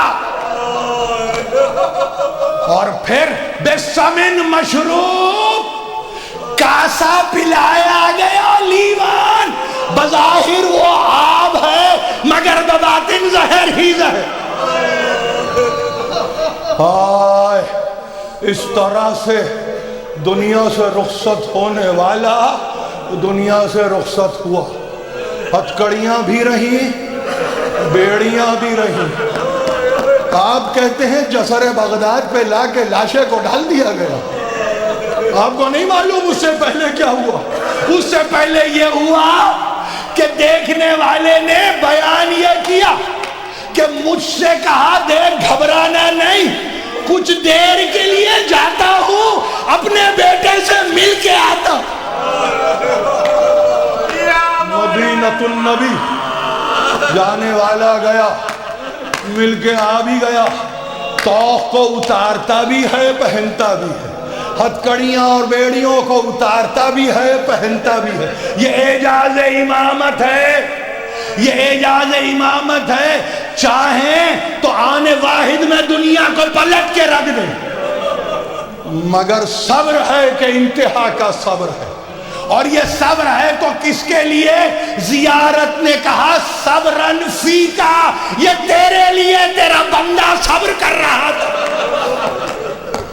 تیرے لیے تیرے بندے نے صبر کیا. آئے امام ہشتم, کہنے والے نے کہا بظاہر ایسا لگ رہا تھا کہ دنیا غسل دے رہی ہے, مگر باطن میں جسد امام کو کوئی اور ہاتھ نہیں لگا سکتا. بظاہر لگتا تھا کہ کوئی کفن پہنا رہا ہے, مگر علی ابن موسیٰ الرضا کفن دے رہے تھے. بظاہر لگتا تھا کہ ابو عیسیٰ ابن جعفر ابن ابی جعفر دفن کر رہا ہے, مگر علی ابن موسیٰ الرضا دفن کر رہے ہیں. مولا آپ کی بارگاہ میں سب ہی تو بیٹھے ہوئے ہیں, اپنی اپنی حاجتوں کو لے کے بیٹھے ہیں. مولا کہتے ہیں 2500 درہم کا ایسا کفن دیا ابو عیسیٰ نے کہ پورا قرآن لکھا ہوا تھا. ہائے قرآن ظاہر ہے, باطن میں ایک اور قرآن ہے جو پنہا ہے. مولا کفن کا انتظام ہوا, دفن کا انتظام ہوا, سب ہوا مولا, مگر 3 باتیں کرتا ہوں. مولا آپ کی لاش پہ گھوڑے تو نہیں دوڑائے گئے؟ مولا آپ کو بے کفن تو نہیں رکھا گیا؟ مولا اٹھا کے لے جانے والے مقابر قریش میں لے جا کے دفن تو کر سکے, اس کے باوجود فاطمہ زہرا کی آواز آ رہی ہے ہائے میرا بیٹا, ہائے میرا بیٹا. مگر اس وقت کیا عالم ہوگا کہ جب 10 سوار حسین کی لاش پر گھوڑوں کو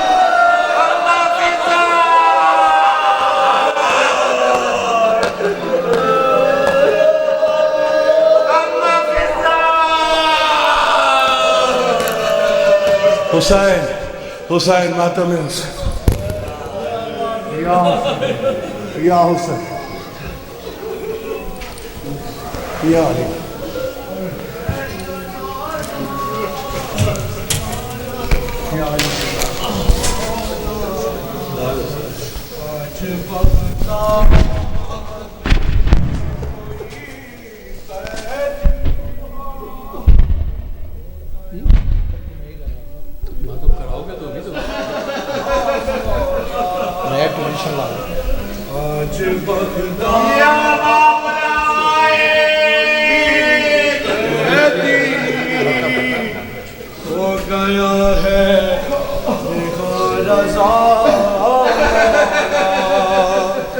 پل پہ تیرے غریب بابا کا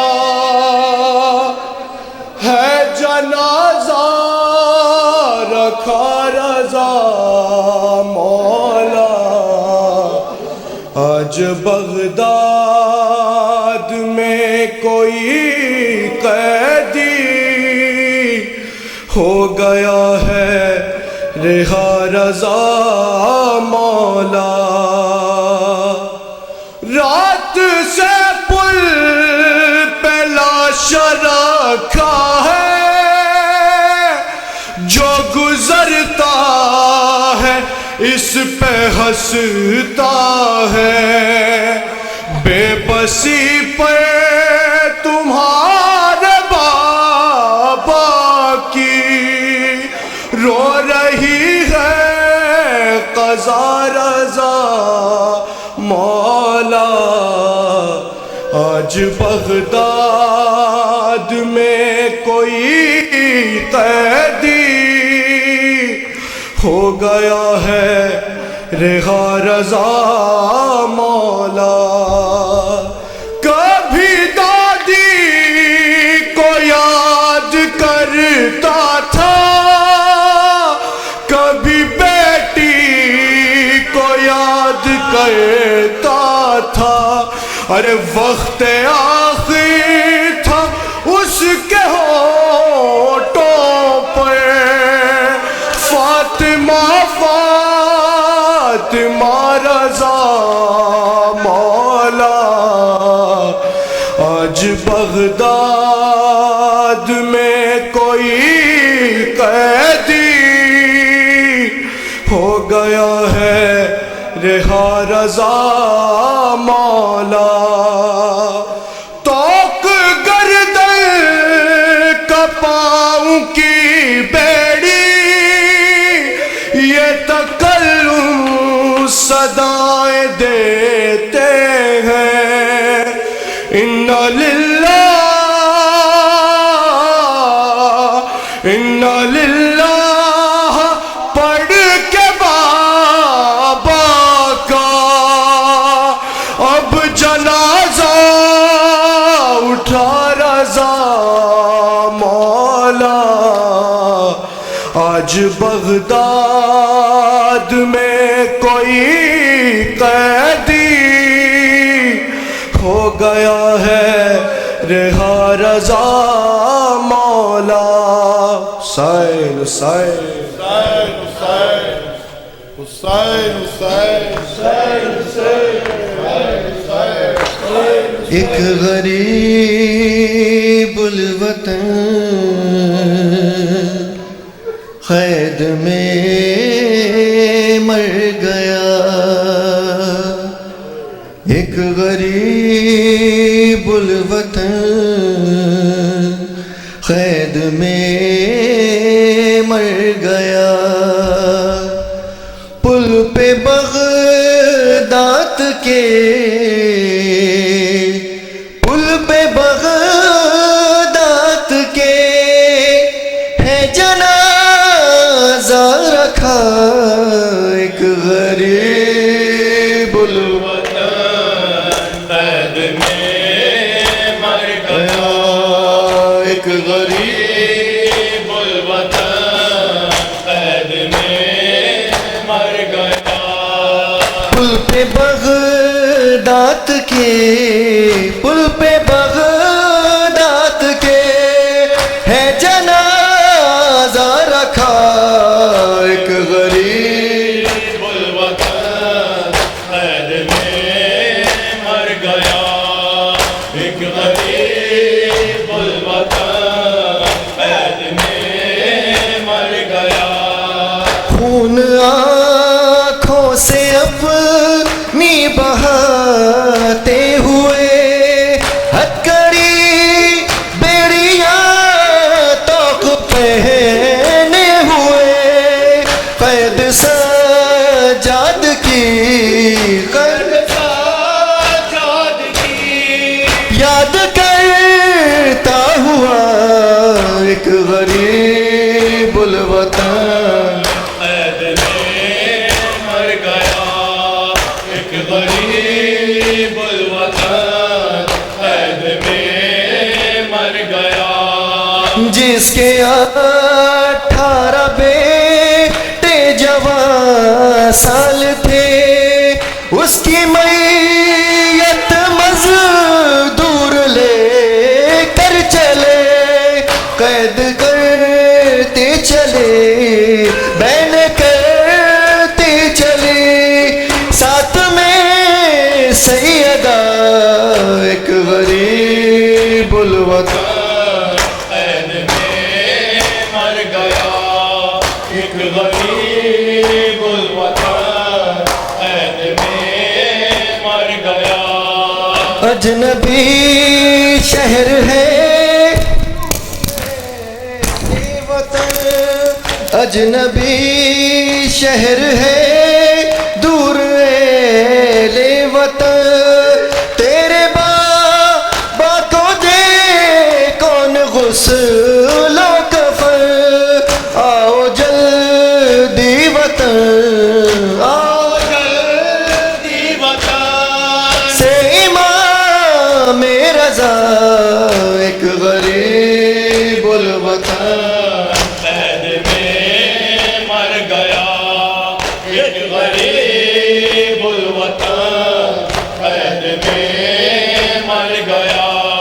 صبر کرنا ہے صغرا کے جیسا تجھے راستہ دیکھنا باپ کا چھوڑ دے جا کے معصوم قوم جا کے معصوم قوم سے یہ کہہ دے ہوا ایک غریب الوطن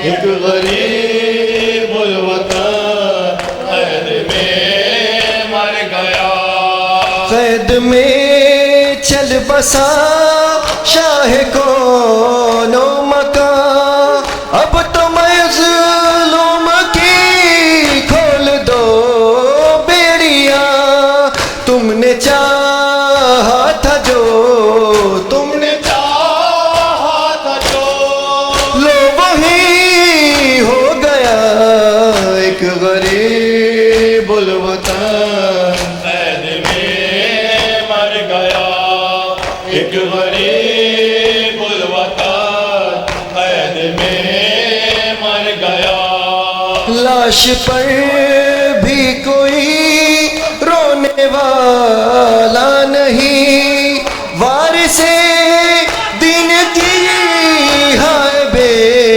بارسی ڈھونڈتی ہے قضا ڈھونڈتی ہے قضا دفن کرنے کی جا ایک غریب الوطن قید میں مر گیا ایک غریب الوطن قید میں مر گیا ہائے ہائے امام کاظم امام ہائے ہائے امام کاظم امام ہائے ہائے امام کاظم امام ہائے ہائے امام کاظم امام ہائے ہائے امام کاظم امام ہائے ہائے امام کاظم امام ہائے ہائے امام کاظم امام ہائے ہائے امام کاظم امام ہائے ہائے امام کاظم امام